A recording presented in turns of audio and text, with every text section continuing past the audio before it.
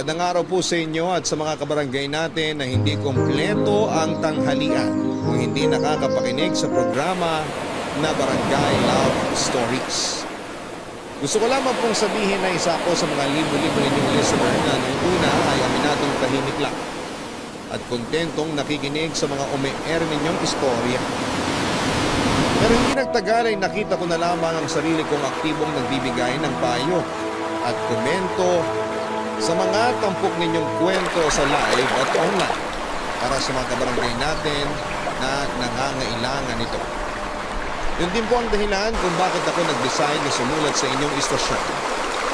Pero bago ko po umpisahan ang kwento ko ay gusto ko po munang sabihin na may pagkasensitibo ito at may ilang detalye akong babaguhin para na rin sa privacy ko at yung mga taong sangkot dito. Hiling ko lang na sana'y lawakan ng mga kabarangay natin ang kanilang pang-unawa upang mapakinggan ng buo ang istorya ko. Tawagin niyo na lamang po ako sa pangalang Paulina. Taga Pasig, 30 years old, may 5 anak. At kinakasama ng pangalan ay Dado. Isang kahig, isang tuka.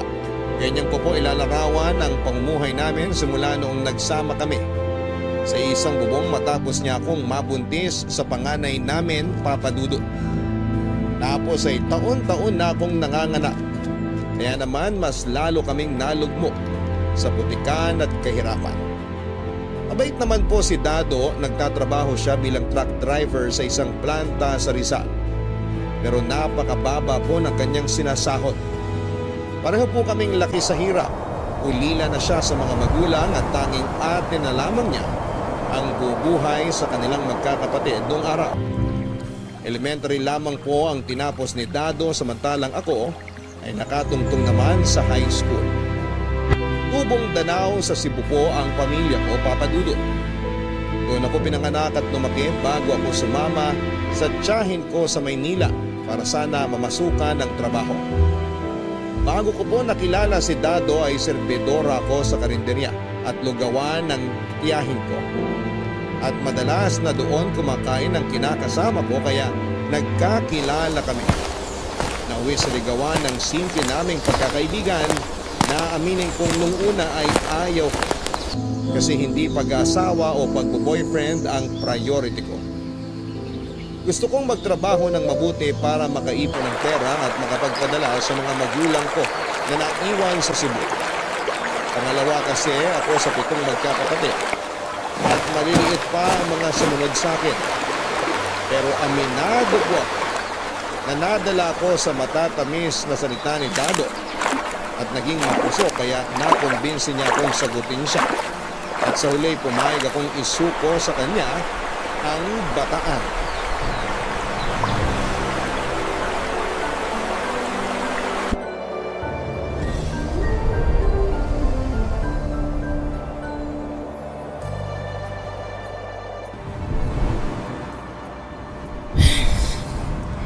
Itong 2,000 para sa upa, itong 500 sa tubig, tapos itong 800 sa utang sa tindahan. Pero kulang pa rin pala. Paano kaya to? Hi baby ko! Mwah! Dado, ano ba? Kita mo na may ginagawa yung tao eh. Bakit ang sungit mo? Kinis ko lang naman yung baby ko. Hindi na ako baby. Tsaka tigil-tigilan mo nga pagtawag-tawag sa akin yan. Sungit talaga. Ano na naman bang kasalanan ko? Sige nga. Tinatanong mo pa, ha? Siyempre, para alam ko, di ba? Kahit naman malaman mo, wala ka pa rin ginagawang paraan para di na ako magalit sa'yo. Ano na naman ba kasing problema mo sa akin? Kakabigay ko lang ng sweldo ko sa'yo, galit ka pa rin? Sinong di magagalit? Eh, kulang na naman tong binigay mo sa akin. Ni halos wala nang matira pambili natin ng bigas, panggatas at pang-diaper ng mga anak mo. Yung pangatlo mo, bibilan ko pa ng gamot kasi malambot ang dumi. Paano ko pa yun magagawa? Kakarampot lang itong binigay mo. Sa upa lang at sa tubig, said na tayo. Ay, pasensya ka na. Ngayong cut-off kasi yung medyo malaking kalta sa amin. Tapos naghulog pa ako dun sa kinuha kong cellphone sa kaibigan ko. Yan ang nga bang sinasabi ko. Laki rin pakinabang sa atin pero binabayad mo dun sa pesting cellphone na yun. Sinabihan na kasi kita na huwag kang padalos-dalos sa pagkuha ng hulugan. Pagtatanungan ba ulit natin to, Paulina? Di ba nag-usap na tayo tapos pumayag ka na? Oo, pero mapilit ka kasi. Para kang batang nagmamaktol nung unang beses kong sinabi na hindi. Nakakairita ka. Sira na naman kasi yung cellphone ko. Kailangan ko rin yun sa trabaho. Eh di sana yung mas murang kinuha mo, hindi yung gusto mo pala talaga yung mamahalin. Oh, kita mo? Kinakapos tayo ngayon. Nandito na to eh. Tsaka nakakadalawang hulog na ako. Ayaw naman ibabalik sa akin to kasi kasama sa kasunduan na walang balikan. Ilang buwan mo pa ba yung huhulugan? Mga 6 pa, baby. 6 na buwan pa tayong magtitiis sa gutom dahil sa kapulpulan mo, Dado. Hindi naman tayo magugutom kasi nagkatrabaho ako. Pinagmamalaki mo sa akin yung trabaho mo na may kakarampot na sweldo at mas lamang pang thank you sa mga overtime mo di nababayaran? Ay, nagsabi na naman ako sa HR. Ilalapit daw sa management yung mga overtime ko na di pa nababayaran. Parang nung nakaraang buwan pa yung pagsasabi mo hanggang ngayon wala pa rin balita. Makakaraos din tayo, baby. Huwag mo sabi ako nga baby. Paulina naman eh. Ikaw kumausap doon sa may-ari ng tindahan na inuutangan natin. Sabihin mo kalahati lang mababayaran natin kasi wala pa tayong pera. Ayoko na lumapit doon dahil panay parinig sa akin na utangera raw ako at di marunong magbayad. Mas lalo namang ayokong kausapin yun. Napakasungit nun, mamaya masakal ko pa yun eh.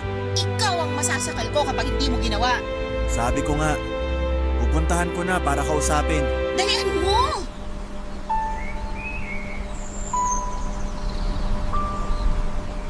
Tulad ng sinabi ko, mabait si Dado. Hindi niya ako kailanman sinaktan o pinagsalitaan ng masama at masakit simula noong nag-live-in na kami. Mahal na mahal po niya ako, Papa Dudut. At mas lalo kong naramdaman ang pag-ibig niya sa akin noong nagkaanak kami. Kaya lang masyado siyang mainit sa kama dahilan para magkasunod-sunod ang mga anak namin. Katwiran niya sa akin noon ay mas marami, mas masaya. Akala ko ay totoo yun hanggang sa maranasan naming magutuman ng mga anak niya dahil sa mababa, kulang at kung minsan ay delay niyang sahod. Ilang beses na rin ako noong nagmakaawa sa mga kapitbahay namin para lamang makautang ng pera upang maibili ko ng gamot ng mga anak ko noong minsan nagkasakit sila. Kung wala akong mautangan sa center ang punta ko, Papa Dudo, para manghingi ng libreng gamot. Maraming beses din niyong napagsalitaan kami ng hindi maganda ng may-ari ng tindahang inuutangan namin. Kasi abot na raw po sa kabilang barangay ang listahan namin. At nagbantang irereklamo na kami kung sakaling hindi pa kami makakapagbayad kaagad. Simula magkaanak kami ni Dado ay hindi na po ako nakapagtrabaho, Papa Dudo. Sino ba namang nanay ang magagawa po yun nauubos na lang ang oras ko sa pag-aalaga ng mga anak namin. Yun po ang malimit kong reklamo kay Dado kasi kahit gaano ko kamahal ang mga anak namin, marating po talaga yung punto na naguburyong ako. Napapagod at naiiyak na lamang sa sulok ng bahay namin, lalo na kapag sabay-sabay silang nagtatantrums. Wala naman po kong maiwanan sa kanila kasi nasa probinsya ang mga magulang ko at ayoko na po silang idamay sa kapalaran ko. Galit naman sa akin ang tiyahin ko dahil inuna ko pa raw pong lumandi kaysa magtrabaho at mag-ipon ng pera. Sa kabilang banda ay maraming nagsasabi na maswerte na ako kay Dado kasi mahaba ang pasensya niya. Mahinahon at hindi ako sinasaktan. Katulad ng ibang babae na kulang na lamang ay gawing punching bag ng mga mister o kinakasama nila. Naisip ko rin naman po ang bagay na yon, Papa Dudo. Pero aning ko ang isang katulad ni Dado kung mas lamang yung gutom at kahirapan namin ang mga anak niya kasama siya. Doon ko napagtanto na hindi sa lahat ng pagkakataon ay mapapakain kami ng pagmamahal niyang yun. Lalo pat lumalaki ang mga anak namin at mas gumarami ang pangangailangan nila. Hindi ko po alam kung naiisip yun ni Dado kasi sa nakikita ko ay kontento na siya sa trabaho niya at sinasahod. Magdasal na lang daw kami at umasang magkakaroon ng himala para kami ay umasenso. Kaya hindi niyo ako masisisi kung lagi akong galit sa kanya at mainit ang ulo. Relihiyoso po si Dado. Linggo-linggo siyang nasa simbahan ng Antipolo para magdasal at pumanata. Ako naman ay hindi masyadong palasimba pero naniniwala ako sa Diyos. Kaya lang dahil sa sitwasyon namin, aminado akong mas lumayo ako sa Kanya. Kaya nga nang makilala ko si Aubrey, bagong lipat na tenant sa katapat naming paupahan, na hindi nagtagal ay naging close friend ko. At matapos kong makita na ibang-iba ang estado ng buhay niya, kasi single siya at walang responsibilidad, bukod sa sarili niya ay nagkaroon po ako ng kaunting inggit sa puso at pagsisisi. Nasanay asensado na ako kung wala lang akong kinakasamang mahinang dumiskarte o mga anak.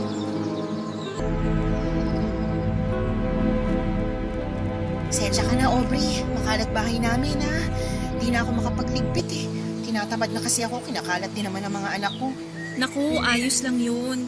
Ako nga na walang anak, makalat yung bahay. Pero naglilinis naman ako pag sinipag ako. Buti ka nga may choice kasi wala ka namang anak. Di ka tulad ko. Nakalima na agad kami ni Dado. Ilang taon ka na nga ulit? 25 pa lang ako. Bata ka. Oo nga, pero di naman ako makapagtrabaho kasi sino mag-aalaga sa mga anak ko? Wala naman ako maiiwanan. Sa bagay, mahirap nang magbili ng mga anak sa ibang tao. Lalo sa panahon ngayon. Maraming abusado. Kunwari, santa pero demonita pala. Marami akong napapanood na ganyan sa balita kaya nakakatakot. Oo, pero hindi naman yun ang pinoproblema ko kasi wala naman talaga kaming pera para kumuha na mag-aalaga sa mga anak namin ni Daddy. Kapos kami. Daig pa namin yung mga manok na isang kaig, isang tuka. Pero masipag naman kinakasama mo, diba? Lagi ko nga siyang nakikitang pumapasok sa trabaho. Swerte mo nga sa kanya kasi yung ibang lalaki dyan, napakabatugan. Nagpapalaki lang ng anis nila tapos sila pa may ganang manakit ng asawa o parelasyon. Masipag nga, pero kulang sa diskarte. Aanin ko naman yung sipag niya kung kulang at mababa naman lagi yung sahod na binibigay niya sa akin. Alam mo, inggit nga ako sa'yo eh. Kasi buti ka pa. Nakukuha mo pang magpariband ng buhok. Tingnan mo buhok ko, sabog na, pangit pa. Hindi na madaan sa conditioner, tapos bihira pang nasasiyaran ng shampoo. Hindi naman halata, okay lang yan. Saka huwag kang mainggit sa akin. Kung gusto mo, ipapasok na lang kita sa racket ko. Para naman may pampariband ka ng buhok. May pampasalon ka pa. Saan? Doon sa pinapasukan mong call center? Opo, hindi ako masyado marunong mag-English. Baka interview pa lang, tumalpak na ako, nakakahiya. Di naman yun kung ayaw mo. Racket nga, di ba? Bukod kasi doon, may iba pa akong trabaho. Talaga? Baka naman masama yan, ha? Gaga, walang masama sa ginagawa ko, no? Saka alukin ba naman kita ng racket kung ipapahamak lang din kita? Mabuti na yung nagkakaintindihan tayo, lalo maliliit pa mga anak ko, Aubrey. Kaya nga gusto kitang tulungan kasi maliliit pa ang mga anak mo. Yung kikitain mo rito, pwede mong ipambili ng pangangailangan mo. Lalo na sabi mo, madalas kayong kapusin sa sweldo ni Dado. O sige, pero ano bang racket yan? Basta, promise mo muna na hindi mo ako i-judge tapos magkaibigan pa rin tayo pag nalaman mo, ha? Sabihin mo na. May sugar daddy ako. Ha? Sugar daddy? Oo, nakilala ko online. Tapos, binabayaran niya ako kapalit ng mga sinisend kong video ko sa kanya. Hindi ba yun masama? Hindi, Saka, nasa tamang edad na ako at pumayag naman ako sa gusto niyang mangyari. Sabi niya sa akin, kung may kilala pa raw ako, baka gusto kong layain. Ang dali lang naman ang gagawin. Magpapadala ka lang ng sexy video mo. Hindi kailangan kitang mukha. Tapos ayun na, instant money. Palagay mo kaya ko yan? Kaya-kaya mo yan. Insecure ako sa katawan ko eh. Paano kung hindi naman ako ganun ka-sexy? Sexy ka. Gigil na gigil na sa'yo si Dado eh. Oh, paano ko naman nasabi? Ano? Kasi nakalima nga kayong anak. Malamang. Ibig sabihin, mainit siya sa'yo sa kama. Oo nga. Pero mas mainit ulo ko sa kanya kasi hindi biro magluwal ng 5 anak tapos maghihirap lang din pala paglabas sa tiyan ko. Kaya nga tanggapin mo na yung inaalok ko para makatulong sa pangangailangan ninyo. Abot langit po ang kabago sa inalok sa aking pagkakakitaan ni Aubrey Papadudut. Wala po kasi talaga akong ideya na meron palang ganong klase ng trabaho. Yun bang sekreto sa madla kasi nakakahiya at hindi katanggap-tanggap sa lipunan? Pero naisip kong hindi naman yon masama dahil hindi ka naman nagnanakaw o nangaapak ng kapwa mo. Umaga ay nasa tibay na lang talaga ng sikmura at pananaw kung paano mo titingnang hindi nakakasuka o nakakahiya ang iyong ginagawa. Kaya kahit nung una ay nagdadalawang isip ako, sa huli kinonsidera ko na rin ang alok niya, Papa Dudut. Meron lamang akong problema ng mga panahon na yun. Para tuluyan ko ng kagatin ang alok sa akin ni Aubrey. Yon ay walang iba kundi ang relasyon namin ni Dado. Siya po ang first boyfriend at tatay ng mga anak ko. Di minsan ay hindi ako tumingin sa ibang lalaki o naisip na magloko sa kanya dahil mahal ko siya. Kaya nga nagtatalo ang konsensya ko at ang realidad. Marami akong tanong sa isipan ko. Marami akong pagtitimbang na ginawa. Sa paglipas ng mga araw na walang progreso o asenso ang buhay namin. Kasama na ang mas tumataas na demand ng pangangailangan ng pamilya. Pero kulang naman ang perang pambili at panggastos namin. Ay mas nadadagdagan yung dahilan upang pumayag ako sa offer ni Aubrey na magbenta ng laman kapalit ng salapi, Papa Dudut. Pera ang ugat ng lahat ng kasamaan sa mundo. Yan po ang laging sinasabi sa akin ng nanay ko kaya siguro ay sapat na sa kanila ni tatay na mayroon lamang silang kakarampot na kita at kontento na lamang na binibigyan kami ng aming mga kamag-anak para mairaos ang araw-araw naming pamumuhay. Kaya nga grade 6 pa lamang ay napilitan na akong magbenta ng kung ano-anong pagkain sa eskwelahan namin tulad ng mga sitserya na nabili ko mula sa ipon kong baon araw-araw. Tapos noong high school na ako ay namasukan ako bilang tindera sa isang burger machine dahil kalahating araw lamang ang klase namin noon, Papa Dudut. Sa kabila ng pagsisikap ko ay naging mailap na sa akin ang swerte. Hindi ako makaipon kasi malaking bagay ng sweldo ko ay binibigay ko sa mga magulang ko, lalo na mas madalas kaming kapos sa pambili ng pagkain. Nang mga panahong yon, nadiskubre naming may sakit sa puso ang bunso kong kapatid. Kaya mas nahirapan sa pagdadala ng buhay ang aming pamilya. Yun din ang dahilan kung bakit hindi na ako nagkolehiyo at pumayag sumama sa tiyahin ko paluwas ng Maynila. Natatandaan ko pa na yung unang beses na nakaapak ako sa Maynila dahil naiyak pa nga ako, Papa Dudut. Mahirap at masakit kasi sa akin na iwanan sa Cebu ang pamilya ko. Pero dala-dala ko sa puso ko yung pagnanasa at pag-asa na sa pagbabalik ko sa bayan namin.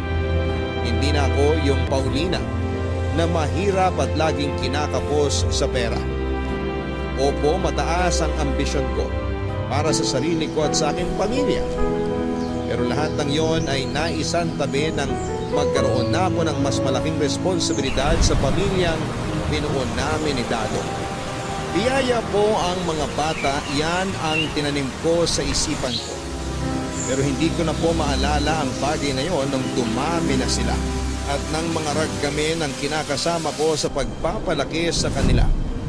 Napakahirap po ng walang family planning, Papa Dudut. Ako po yung patunay na araw-araw kang malulosyang sa kakaalaga sa mga anak mo dahil sa matinding pagod.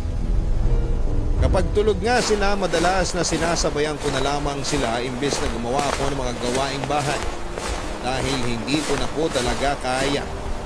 Tapos may mga pagkakataon na hindi pa ako natutulungan ni Dado. Ultimo, paglalaban ng mga damit namin, kesyo pagod daw siya sa trabaho at ipapahinga na lamang daw niya ang day off niya. Gusto ko pong magtampo pero wala akong karapatan. Kaya nga nang maisip kong walang patutunguhan ang pagiging padre de pamilya ni Dado. Ako na po ang gumawa ng paraan para kahit papaano ay sumulong kami. At yon ay matapos kong pumayag sa alok na trabaho sa akin ni Aubrey, Papa Dudut.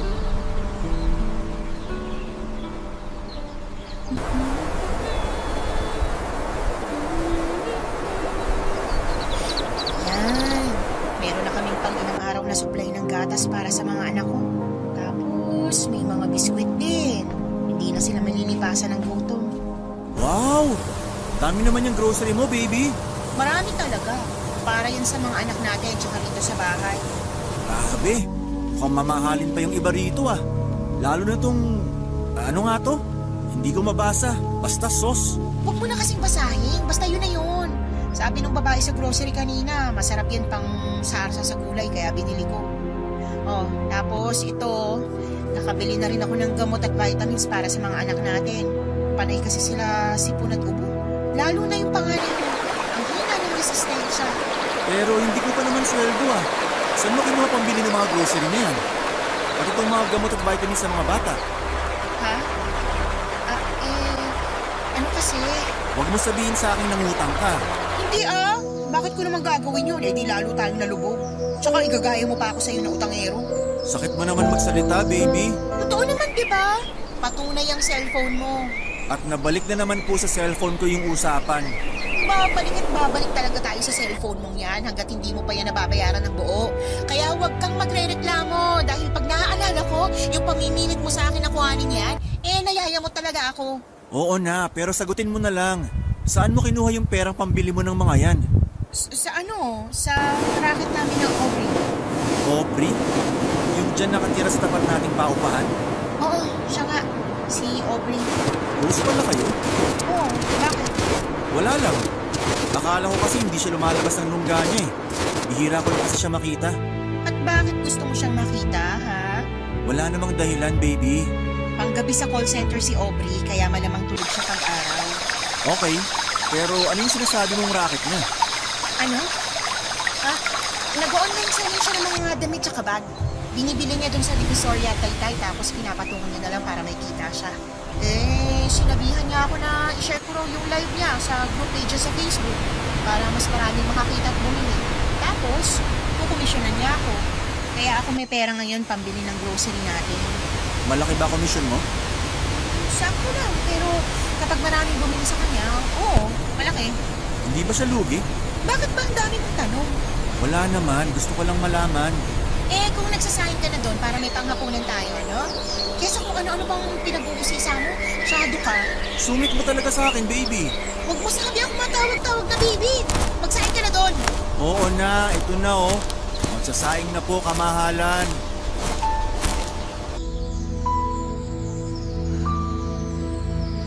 Magpapadala lamang ako ng sexy videos sa sugar daddy namin na hindi kita ang mukha ko. Tapos ay babayaran niya ako ng pera at para sa akin ay hindi na ako lugi kasi yun lang naman ang gagawin. 5,000 po ang unang sweldo ko na ibinigay sa akin ni Aubrey. Pero 7,000 raw talaga yun. Inuha niya lang yung 2,000 kasi siyang nagpasok sa akin. Hindi na ako nagreklamo dahil hindi naman ako kikita ng ganong halaga kung nakatunganga lamang ako sa inuupahan namin at nangungonsumi sa mga anak ko. Kung tatanungin ninyo ako kung paano ko yon ginawa ay hindi ko na po masyadong idedetalye.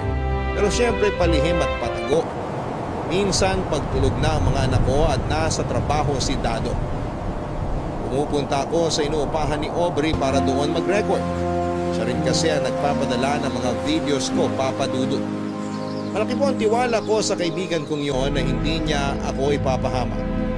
Literal na kumakapit ako sa patalim. Pero inspirasyon ko naman dito ang mga anak ko.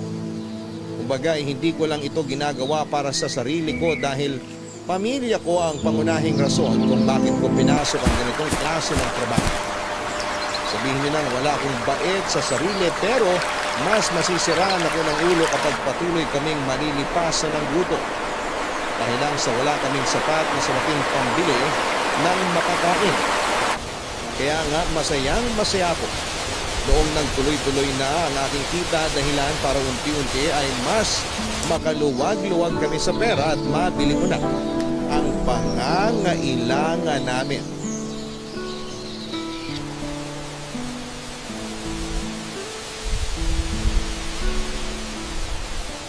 Ano? Gusto niyang makita mukha ko? Bakit daw? Siguro na-curious siya. Galing mo kasing gumiling dun sa huling video na pinadala natin. Ayoko. Hindi ko kaya yun, Aubrey. Anong hindi mo kaya? Magpapakita ka lang ng mukha mo, luka-luka. Yakang-yaka mo yun. Paano pag napahamak ako? Paano pag kumalat yung video tapos... Gaga, tigilan mo nga yan. Hindi yung kakalat. Saka hindi ka napapahamak. Wala ka namang ibang gagawin. Kikembot ka lang. Hahawakan mo sarili mo. Tapos ayun na. Gusto lang talaga niyang makita mukha mo. Magbabayad siya ng mas malaki. Kaya huwag ka na mag-overthink. Gaano kalaki? Depende. Baka doblehin niya kasi maganda ka naman, girl. Totoo ba yun? Oo, girl. Tignan mo nga yung itsura mo. Laki ng improvement mo simula nung kumita ka na ng pera. Nakapagpariban ka na ng buhok. Nakapagpa-facial pa. Iba ka na. Hindi na kita ma-reach. Ay, sira. Ako pa rin to, si Paulina, yung kaibigan mo. Hindi ko naman magagawa lahat ng kung hindi dahil sa tulong mo. Kaya, thank you talaga ng maraming Aubrey, ha. Wala yun. Saka mabait ka naman. Saka nakita ko talaga sa iyo yung determinasyon at pagsisikap para makatulong sa pamilya mo. Lalo na sa mga anak nyo ni Dado. Kaya sino ko para hindi ka tulungan? Lalo kung kaya mo naman, di ba? Isa ka talagang tunay na kaibigan. Thank you. Kaya nga inaalok kita ngayon ng panibagong oportunidad na kumita ng mas malaki. Naiintindihan ko naman, pero kabado pa rin ako. Paano kung pumalpak ako? Paano kung hindi niya ako magustuhan kasi... Gugustuhan ka niya. Sa kagalante yun. Baka nga hindi lang doble ibayad sa'yo. Baka gawin pang triple. Ayaw mo ba nun? Mabibili mo na ng pangarap nilang laruan yung mga anak mo. Sa bagay, nung nakaraang nag-mall kami ng mga bata, gustong-gusto ng pamilya ko yung control ng kotse kaso libo yung halaga. Eh, syempre, hindi naman ako pwedeng basta-basta maglabas ng pera para lang makabili ng gano'n. Kahit nakakaluwag na kami, malayo pa rin kami sa pagiging mayaman. Tsaka, mas may dapat pa akong unahin pagkagastusan natin ng mga anak namin ni Dado. Kaya nga kung ako sa'yo, go ka na rito. Tapos tigilan mo na yung pagiging nega mo. Kasi ako na nagsasabi sa'yo, magugustuhan ka na. Ganda mo, tapos ang sexy mo pa. Binubola mo na ako niyan eh. Hindi no. So ano, kaya ka na? Gina? Okay lang bang pag-isipan ko muna? Oo naman. Di kita pipiliting magdesisyon ngayon. Kasi gusto ko, bukal sa loob mo. Tandaan mo lang na walang masama sa ginagawa natin. Wala tayong iniinsulto, wala tayong ninanakaw at wala tayong tinatapakang tao. Kaya bakit ka mahihiya, di ba?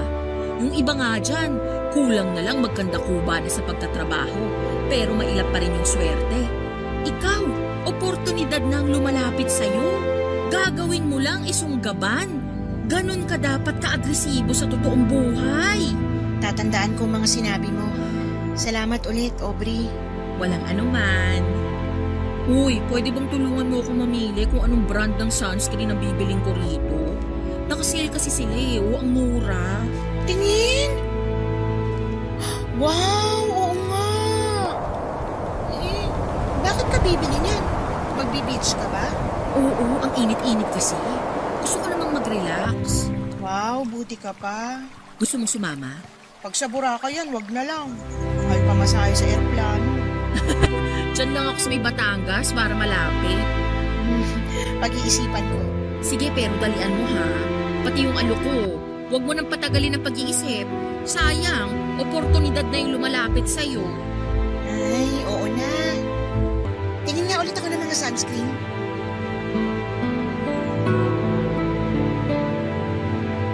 Ang tao ay walang kakontentuhan hanggat meron siyang ambisyon sa buhay. Totoo po yun, Papa Dudo. Nang wala na akong masyadong kinokonsidera para mapapayag ni Aubrey sa gusto ng sugar daddy namin, hindi ko na inisip ang komplikasyon na kaakibat noon dahil mas matimbang sa akin ang dagdag na bayad sakaling magpakita na ako ng mukha sa mga videos ko. Saka ginagawa rin yun ni Aubrey at ayos lang naman siya. Kumbagay, wala namang nangyayaring masama sa kanya kaya naisip kong huwag na akong masyadong mag-alala. Tulad nga ng pangako sa akin ay nadagdagan ng perang kinikita ko kung magpakita na ako ng mukha sa sugar daddy namin, Papa Dudo. Pero dahil sa nangyari ay mas naging maingat akong matuklasan ni Dado ang pinaggagawa ko. Alam ko magagalit siya sa akin ng husto at mandidiri at baka hiwalayan niya ako. Kahit papaano ay ayokong masira ang pamilya namin at mahiwalay sa akin ang mga anak ko. Kaya nga kahit doble-doble yung kaba ko sa trabahong pinasok ko, tripling pag-iingat din ang ginawa ko, Papa Dudu. Nandyan yung nabili na ako ng mga ukay-ukay na damit at mga bags na kunwari binibenta namin ni Aubrey online. At sa tapat ng inuupahan niya para lamang hindi isipin ni Dado na nagsisinungaling ako sa kanya tungkol sa source of income ko. Doon ko po napatunayan na napaka-uto-uto ng kinakasama ko kasi madali ko siyang napaniwala. Kaya nagtuloy-tuloy po ang gawain kong yun hanggang sa muli na namang mag-request ang sugar daddy namin, pero nung time na yon ay nagdalawang isip na ako. Gusto niya kasing magpadala ako ng video na may kasamang lalaki habang may nangyayari sa amin, Papa Dudut. Hindi ko po kayang sikmurain yung isipin na may ibang lalaki ang kakama sa akin bukod kay Dado, Papa Dudut. Pagkatapos sabihin ni Aubrey sa akin ang gustong mangyari ng sugar daddy namin, inabutan po talaga ako ng gusto. Pero kasabay noon ay ang pagbabanta niya na i-dispatch ako sa pamamagitan ng hindi pagkuha sa akin bilang alaga niya at pagbabayad sa mga videos na pinapadala ko. Mas natakot po ako na mawala ang pinagkakakitaan ko, lalo na nag-uumpisa pa lamang akong mag-ipon ng pera na lingid sa kaalaman ng kinakasama ko. Nag-open kasi ako ng bank account at doon ay pinapasok ang perang kita ko para ipunin, Papa Dudu. O doon, masaya rin ako dahil nakakapagpadala na ako sa pamilya ko sa Cebu at natutulungan na rin sila sa pang-araw-araw nilang pangangailangan. Kaya nga kahit nakakatakot noong una, ay hindi ko malulong yung realidad na kailangan kong gawin ang bagay na pinapagawa sa akin, ay pumayag na rin ako. Kasama ko si Aubrey noong unang beses naming inirecord ang video ko na kahalikan ko ang isang lalaki. Tapos ay doon na nga po may nangyari sa amin. Pagkatapos noon ay naligo kaagad ako at nagkuskus ng katawan kasi pakiramdam ko ay napakarumi kong babae. Tumagal din po ako ng 1 oras sa paliligo na hindi ko naman malimit gawin. Masigurado ko lamang na nawala na sa katawan ko ang laway at amoy ng lalaking pinayagan kong galawin ako alang-alang sa mas malaking pera. Pero lahat ng hiya at pandidiri ko sa aking sarili ay nawala noong matanggap ko na ang tripling halaga ng bayad sa akin kapalit ng naturang video, Papa Dudut. Sa huli nasanay na lamang ako at mas naging confident sa performance ko. Masaya ko kasi natutuwa sa akin ang sugar daddy namin kaya dinadagdagan niya ang binabayad niya sa akin. Kaya lang kaakibat noon ay tumabang naman ang relasyon at pakikisama ko kay Dado. Sa totoo lang ay hindi na kami talaga maayos at malayo na rin ang loob ko sa kanya na nag-ugat sa mga pag-aaway namin sa pera. Pero mas lumala yung pagiging mailap ko sa kinakasama ko nang makaranas na ako ng ibang lalaki sa kama. Hindi na ako masyadong ginaganahan kay Dado kahit na sabihin nating masarap at magaling siyang mangromansa. Mas nadadaig kasi ako ng pagod at mas gusto ko na lamang ipahinga ang katawan ko. Kaya sa pumayag na may mangyari sa amin. Isa pa, ayaw ko na pong mabuntis niya ako. Ayaw din naman niya kasing gumamit ng proteksyon. Kaya naaasar ako sa pagmumukha niya, Papa Dudu.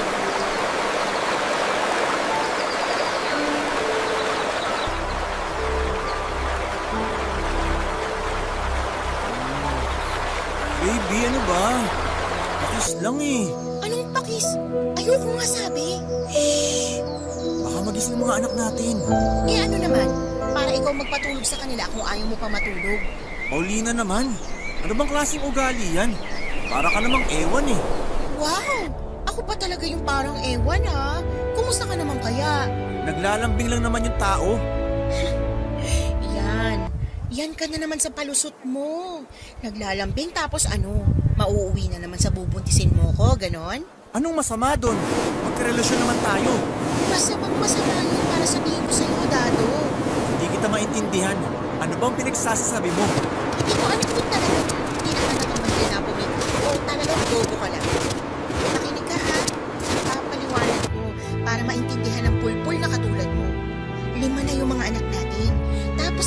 bata pa ng mga yan. Plano mo na naman dagdagan natin? Blessing naman yung mga bata, Paulina. Kami nga, 8 kami magkakapatid nun. Masaya naman kasi marami kami. Anong masaya doon? Eh yung atin yung nga yung naghirap para mabuhay kayo kasi maaga na wala yung mga magulang nyo. Tsaka, huwag mo na nga akong ninyahan na blessing yung mga bata kasi marami rin mga kapatid ko, Dado. At hindi yung blessing dahil napakahirap ng pamilya namin. Siguro, pwede pa yung tawaging blessing kung mayaman mga pamilya namin.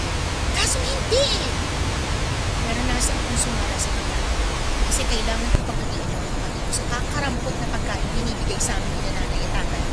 Tapos hindi ko akalain na ganun din mararanasan ng mga anak mo dahil sa hinga mo dumiskarte sa buhay. Kung hindi pa kita tinulungan sa pagtatrabaho, sa kampungan na tayo pupulutin ito. Ay, bakit pa lagi mong sinusumbat sa akin yung pagiging driver ko? At bakit hindi ko isusumbat sa'yo? Sige nga, tatanong-tanong ka pa? Hindi ka marunong makiramdam? Nagsisikap naman ako para sa pamilya natin. Kaso mailap yung swerte. Hindi ako naniniwala sa swerte. Mas naniniwala ako sa diskarte. Aanin mo yung pagsisikap mo kung hanggang pagsisikap ka na lang. Ni walang aksyon, ni walang gawa, puro ka lang salita. Tsaka, di mo ako masisisi kung nagkakaganto ko sa'yo. Mukha kasing wala kang pangarap eh. Para sa kaalaman mo, marami akong pangarap. Talaga ba? Kasi kung totoong sinasabi mo, hindi ka ganyan mag-isip. Blessing daw ang mga bata kasi sila nga 8 magkakapatid. Sana kasi dun palang na-realize mo na hindi madaling magpalaki ng mga anak tapos wala ka pang sapat na kakayahan para mabigay yung mga pangangailangan nila. Kung sanay kang kumabang sa putingan para lang masabing na iraraos mo araw-araw ang pamilya mo, pues ibahin mo ko. Pagod na ako maging mahirap. Sawang-sawa na ako sa buhay natin isang kahig, isang tukadado. Kaya sana maisip mo yan. Dami mo namang sinabi. Parang gusto mo lang naman humalik sa'yo ah. Yun lang, di mo pa mapagbigyan. Masyado kang madamot. Madamot na akong madamot. Tsaka kung gusto mong humalik, yung dingding natin halikan mo. Oo na. Hahalikan ko na lang yung dingding. Buti pa yun, di nagrereklamo. At hindi nanunumbat.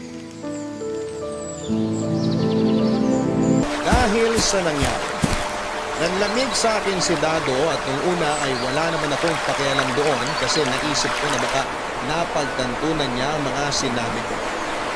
Pwedeng pag-isipan niya ang tungkol sa sitwasyon namin gayong hindi naman pumabata ang aming mga anak. At hindi rin talaga afford na magdagdag pa kami ng isang bibig na pakakainin dahil nga nagmamahal na ang mga bilihin sa merkado. Bukod doon ay paano niya pag-aaralin ang mga anak namin kung meron pa kaming binibilhan ng gatas at diaper. Lahat ng yon ay gusto kong isuksok sa kukote ni Dado. Kaya napagsalitaan ko na lamang siya ng masasakit sa huli naming pagtatalo. Kaso yun na rin ang umpisa ng pagkakaroon ng lamat ng aming relasyon. Bukod sa hindi ako pisikal na sinaktan ni Dado, hindi rin po siya ng bababae kasi mahal niya raw ako at ang mga anak namin kaya bakit siya gagawa ng bagay na sisira sa aming pamilya. Nahangaan ko po siya ng gusto sa aspetong yun dahil bibihira na papadudot ang mga lalaking pinapanindigan ng kanilang pamilya at kusang umiiwas sa tukso. Kaya nganong ako na ang nanlamig at nanloko para po kong binuhusan ng malamig na tubig sa mga kabulastugang ginawa ko. Doon na ako kinain ng matinding hiya sa sarili, sa mga anak at sa kinakasama ko papadudot. Hindi ko na po magawang titigan si Dado dahil sa labis na pagkakonsensya ko sa ginagawa ko sa kanya kapag nakatalikod siya. Iniikutan ko siya sa ulo dahil lamang sa pagiging ambisyosa ko. Natatakot po akong makarma kaya nga bago pa tuluyang masira ang pamilya namin, ay ako na po ang kusang kumabig papadudot. Inausap ko si Aubrey para magsabing ayoko na.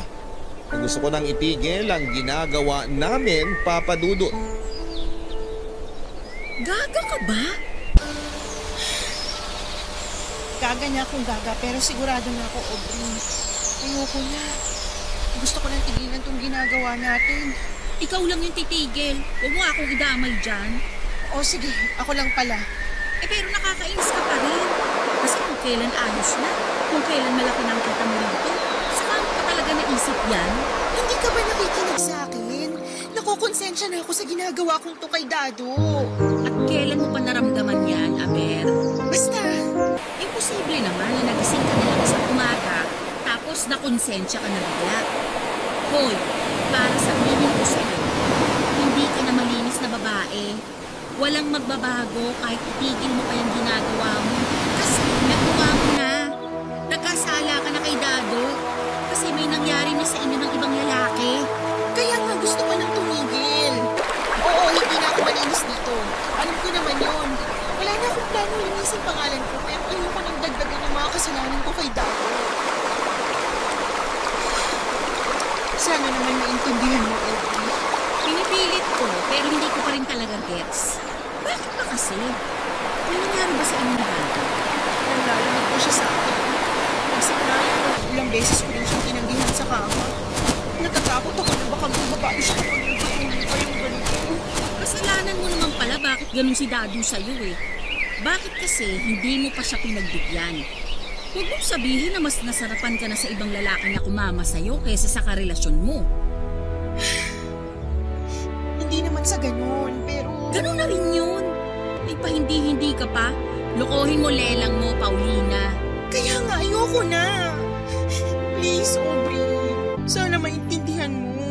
Huwag mo nga akong madaliing intindihin yung baluktot mong katwiran kasi naiinis ako sa'yo. Bakit ba kasi? Ayaw mo nun? Masusolo mo na yung sugar daddy mo. Pag wala na ako, mas malaki kikitain mo. Palagay mo sa akin, may iba akong trabaho, Paulina. Hindi ako katulad mo na ginawang main source ng income yung dapat racket lang. Naaalala ko dati, game na game kasi ginagawa natin tapos ngayon. Ay, ewan ko sa'yo. Masyado mong pinapairal yung emosyon mo. Ayoko lang tuluyang masira ang pamilya namin. Mahal ko si Dado. Mahal ko ang mga anak namin. Palibasa, hindi mo alam yun kasi wala ka namang asawa at mga anak. Ah, ganon. Paano kung sabihin ko sa'yo na hindi ko kailangan ng asawa o mga anak para maging masaya? Kasi akala mo lang masaya magkaroon yan pero mas nakaka-depress pa yan sa pag-iisa. Kaya wala kang karapatang ipamukha sa akin na walang nagmamahal sa akin porque hindi ako katulad mo, no? Saka mahiya ka nga sa balat mo, Paulina. Sino sa atin yung losyang, pangit at hindi na naaayusan kasi panay alaga sa mga anak ko? Ako ba? Ikaw, diba? Ingit ka pa nga sa akin noon kasi bagong rebound yung buko. Tapos sa'yo, gula-gulanit. Huwag ka naman magsalita ng ganyan. Nasasaktan ako sa mga sinasabi mo eh. Arte mo, para yun lang. Nagsasabi naman ako ng totoo, diba? Alam mo, kung ayaw mo na, eh di wag mo. Basta huwag mo kong lalapit sa akin para bigyan ka ulit ng racket kasi hindi na talaga kita papansinin. Ayoko sa lahat yung maarte at nagmamalinis na katulad mo. Che!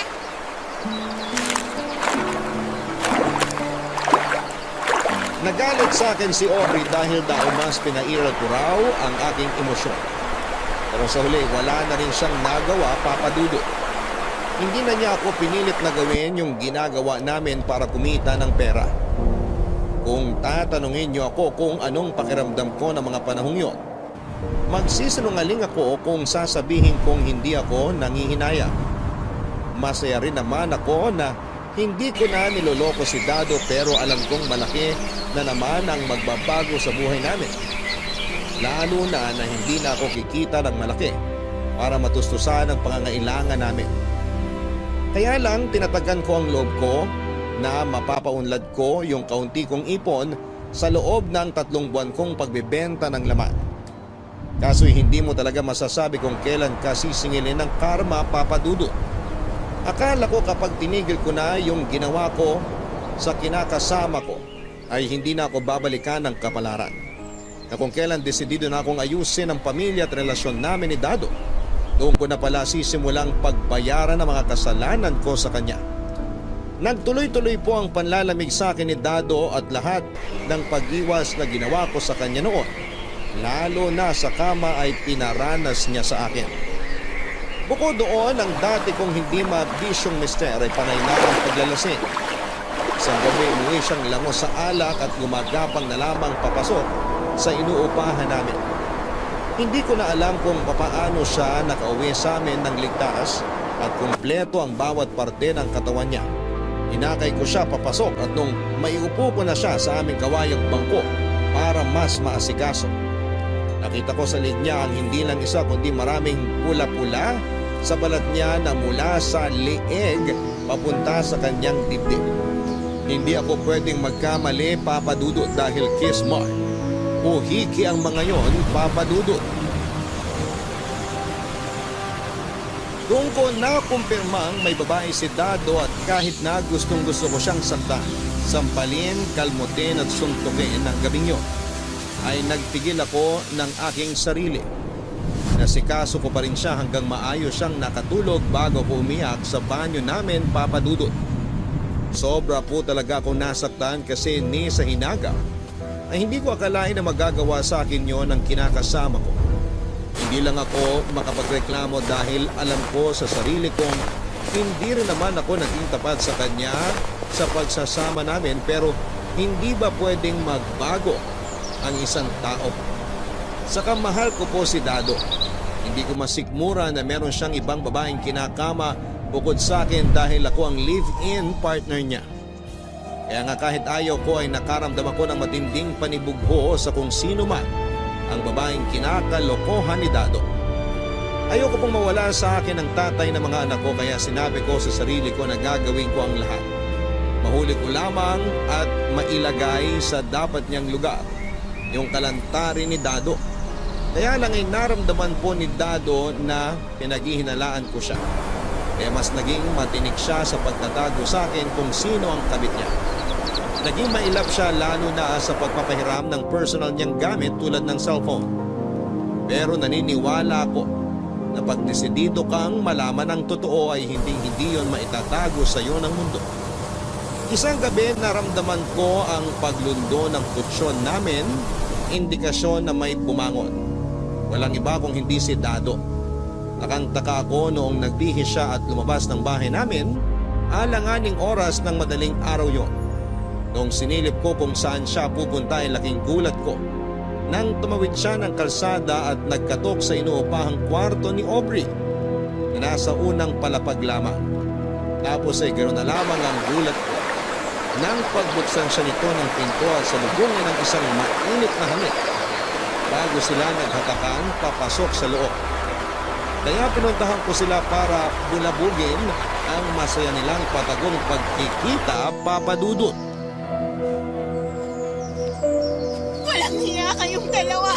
Napaka-papoy niyo! Aray! Bitawan mo nga akong babae ka! Dado! Dado, tulungan mo ko! Paulina, bitawan mo si Aubrey! O sige, bibitiwan ko siya pero ikaw ang lagot sa akin! Ano ba? Nasasaktan ako, Paulina! Huwag mong sasaktan si Dado! Balik ka nga rito! Balik ka! Nasa pulutan malatigan! Pinagkatiwalaan kita! Tinumit kitang kinigan pero winalagyan mo lang ako! Hindi ka pa naman talaga higan! Napakakati mo! Sa dami ng lalaking aakitin at talandiin mo, kaya Dado ka pa talaga nagpakamot na haliparap ka! Di ba, Paulina? Tumigil ka na! At bakit ako titigil? Totoo naman lahat ng sinabi ko. Nangati ang babaeng yan, tapos ikaw naman yung kumamot sa kanya. Isa ka rin malanting lalaki. Kung makapagsalita ka, akala mo kung sino kang malinis? Baka nakakalimutan mo na may hindi ka kasi nasabing kasalanan mo kay Dado. Aubrey, Ano yun? Anong kasalanan yun? Yung babae niyan kasi, alam mo kung konsultuhin ako dito sa pamamahay ko? Alam ka namang hindi ako gumante, di ba? Ano, Paulina, handa ka na bang malaman ni Dado yung totoo?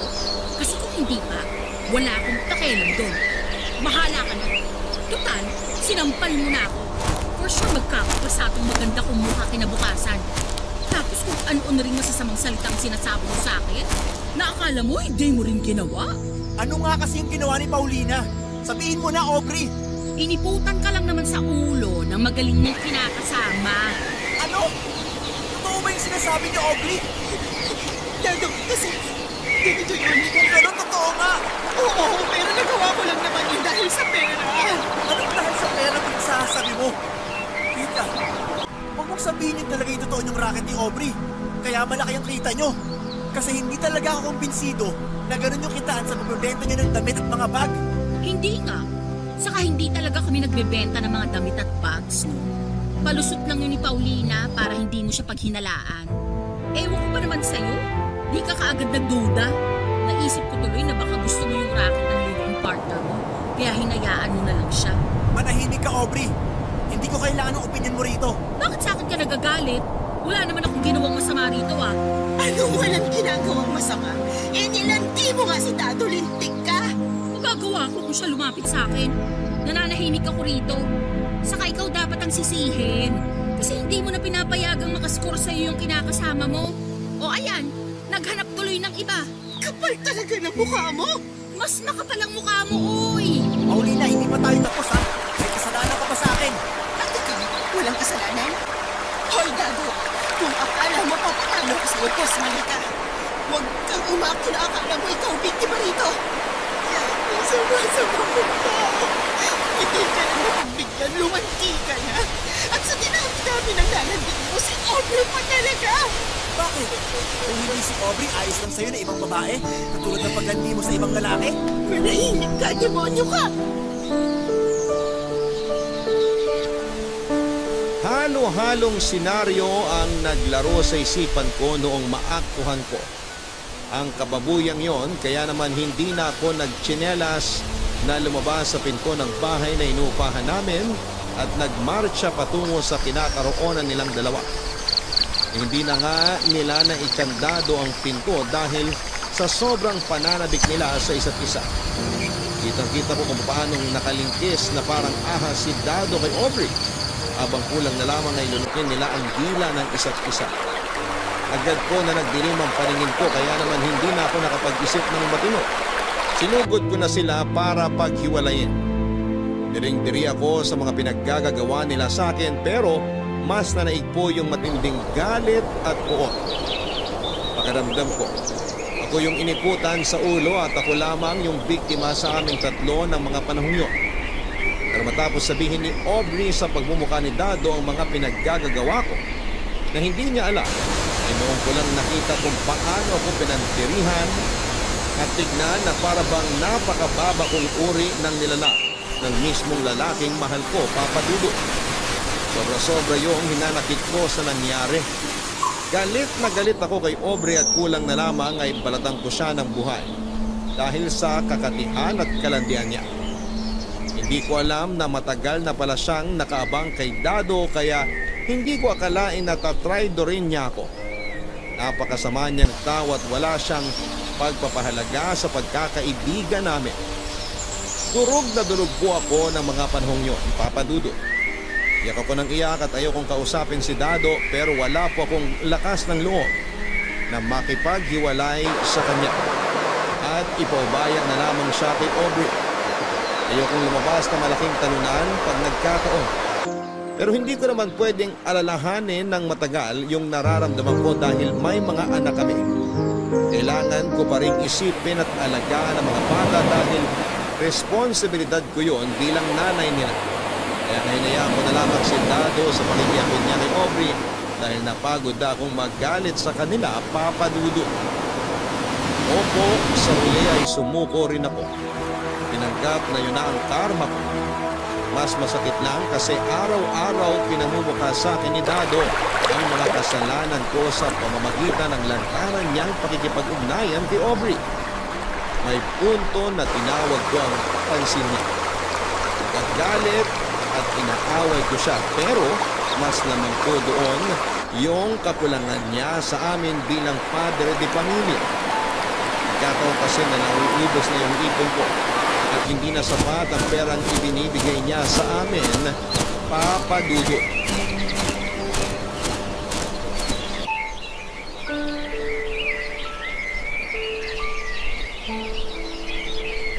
Sensya ka na kung yan lang sinuweldo ko ha.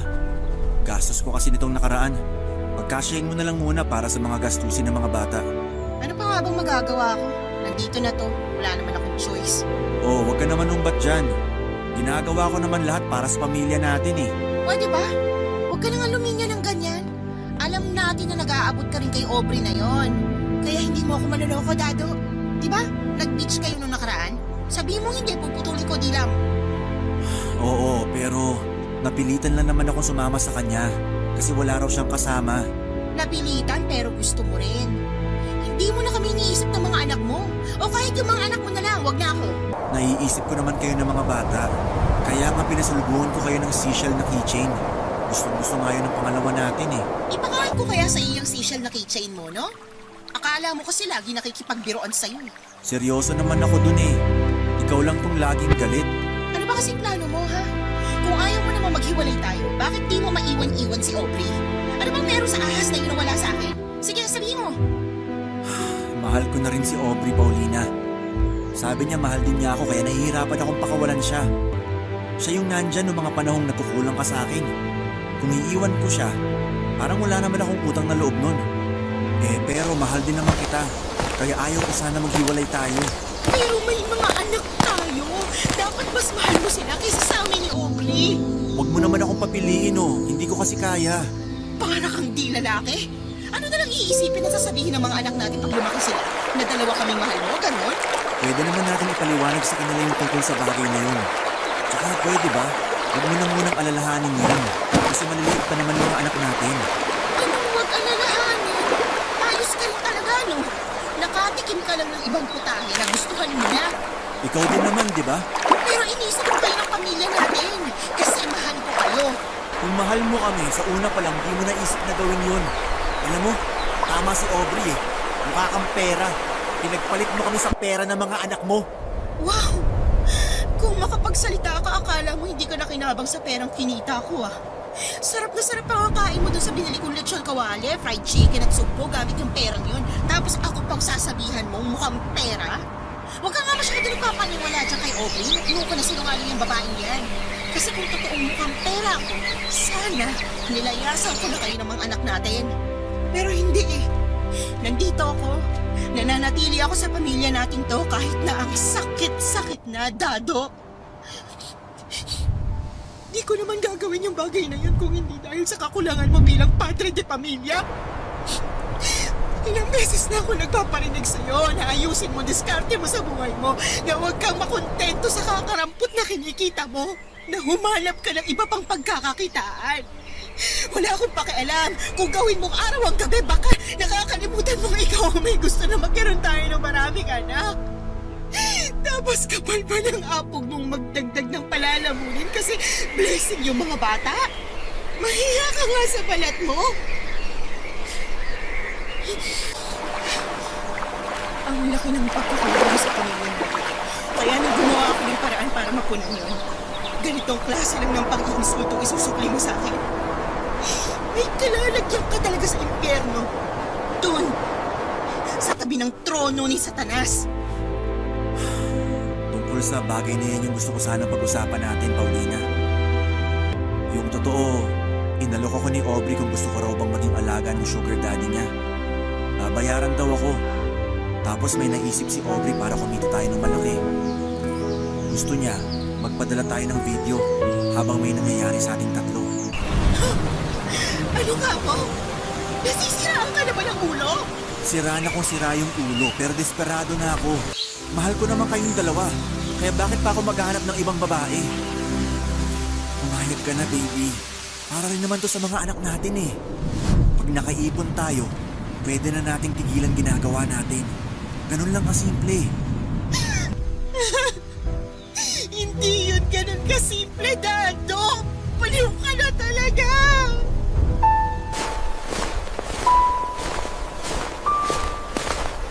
Papadudot, kinilabutan po talaga ako sa gustong mangyari ni Dado.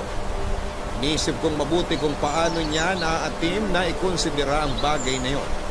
At ialok sa akin na parang normal na bagay.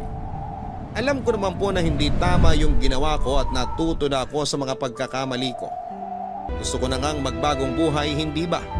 Pero bakit ganito naman ang nangyayari sa aking karma? Sobra-sobra. Hindi ko na po kaya, kumbaga durog na ako at ang sakit-sakit na. Baka isang araw ay mamanhit na lamang ang buong pagkatao ko at wala na akong maramdaman. Sa kasalukuyan ay hindi pa rin kami hiwalay ni Dado at hindi ko kasi alam kung saan kami pupunta sakaling umalis kami ng mga anak ko sa poder niya. Iniis ko na lamang po yung sitwasyon habang patuloy pa rin akong hinihimok ng kinakasama ko na gawin namin yung bagay na minsang pinagsisihan ko at iniling na sana'y hindi ko na lamang ginawa. Pero sa huli ay kusa na rin po akong pumayag, Papa Dudut. Alam ko na marami sa mga kabarangay natin na magsasabi ng masasakit sa akin. Pero wala po akong pakialam. Wala namang pinanganak na perpekto at lahat tayo naghahangad lang ng mabuti at magaan na buhay para sa mga anak natin. Yun po ang mga pangarap namin ni Dado na unti-unti naming sinasakatuparan. Maraming salamat, Papa Dudut, sakaling mapili po ninyong i-ere ang istorya ng buhay ko. God bless po sa inyong istasyon. Sana ay dumami pang mga nakikinig ng Barangay Love Stories. Ang inyong forever kapuso at kabarangay, Paulina. Hindi masama ang pagkakaroon ng pangarap, lalo na kung inspirasyon natin sa pagtupad nito ang mga mahal natin sa buhay. At kapag magulang tayo, natural sa ating gawin ang lahat para magkatotoo yung mga pangarap na ito. Pero lagi nating tandaan na bawat aksyon at desisyon natin sa mga gagawin natin ay may kapalit na komplikasyon. Maaring hindi pa natin yon nakikita sa ngayon, subalit siguradong meron tayong maapektuhan. Mga kapuso, kabarangay, biyaya ang pagkakaroon ng anak, lalo na kung may kakayahan tayong alagaan sila. Lakihin ng mabuti at may pag-ibig at ibigay ang kanilang pangangailangan. Kaya nga bago tayo magdala ng sanggol sa mundong ito ay pakiisipin natin ng maraming beses kung may kakayahan na nga ba tayong buhayin sila. Hindi kayang sustentuhan ang pagmamahal na